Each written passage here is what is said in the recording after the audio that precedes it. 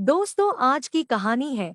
ससुर बहू को आखिर हर रोज अपने पास क्यों बुलाता था। घर की नई नवेली इकलौती बहू सरकारी स्कूल में टीचर थी, जिसका नाम कल्पना था। कल्पना की सास लगभग 3 साल पहले ही गुजर चुकी थी। घर में ससुर और उसके पति के अलावा कोई नहीं था। पति का अपना बिजनेस था। पिछले कुछ दिनों से कल्पना के साथ एक अजीब घटना होती थी। कल्पना जब जल्दी जल्दी घर का काम निपटाकर स्कूल के लिए निकलती, ठीक उसी समय ससुर जी आवाज देते और कहते, बहू मेरा चश्मा साफ करके मुझे दे दो। स्कूल के लिए निकलते समय कल्पना के साथ यही होता था। देर होने के कारण कभी कभी आराधना मन ही मन चिढ़ जाती थी, लेकिन फिर भी वह अपने ससुर को कुछ न बोल पाती। जब कल्पना अपने ससुर की इस आदत से पूरी तरह परेशान हो गई तो उसने पूरी बात अपने पति को बताई। पति को भी अपने पिता के इस रवैया पर गुस्सा आया, लेकिन उसने अपने पिता से कुछ नहीं कहा। कल्पना के पति ने कल्पना को सलाह दी कि तुम सुबह उठते ही पिताजी का चश्मा साफ करके उनके कमरे में रख दिया करो, फिर यह झंझट समाप्त हो जाएगी। अगले दिन कल्पना ने ऐसा ही किया और अपने ससुर के चश्मे को सुबह अच्छी तरह साफ करके उनके कमरे में रख दिया। लेकिन फिर भी उस दिन वही घटना फिर से हुई और स्कूल के लिए निकलने से ठीक पहले ससुर ने कल्पना को बुलाकर उसे चश्मा साफ करने के लिए कहा। कल्पना गुस्से से लाल हो गई, लेकिन उसके पास कोई चारा नहीं था। उसके लाख उपायों के बावजूद ससुर ने स्कूल जाते समय आवाज देना नहीं छोड़ा। धीरे धीरे समय बीतता गया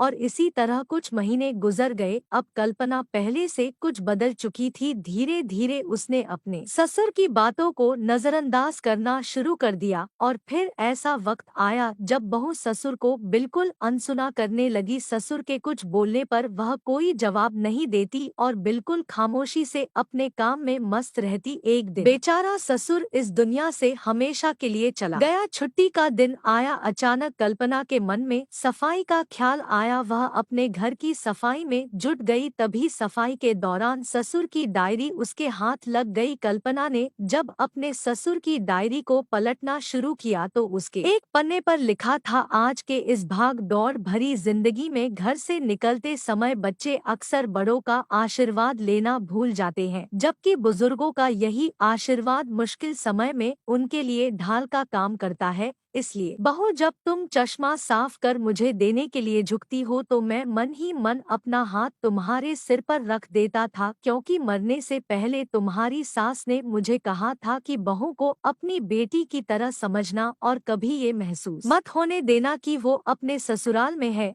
उसकी छोटी मोटी गलतियों को उसकी नादानी समझकर माफ कर देना। वैसे मेरा आशीर्वाद सदा तुम्हारे साथ है। बेटी। डायरी पढ़कर कल्पना फूट फूट कर रोने लगी। आज उसके ससुर को गुजरे 1 साल से ज्यादा समय बीत चुका है, लेकिन फिर भी वह रोज घर से बाहर निकलते समय अपने ससुर की फोटो के सामने हाथ जोड़कर आशीर्वाद जरूर लेती है। दोस्तों, जीवन में हम रिश्तों का महत्व महसूस नहीं करते हैं और जब तक महसूस करते हैं तब तक वह हमसे दूर जा चुके होते हैं। दोस्तों, रिश्तों के महत्व को समझो और उन्हें सहेज कर रखो। दोस्तों, कहानी अच्छी लगी हो तो शेयर करें।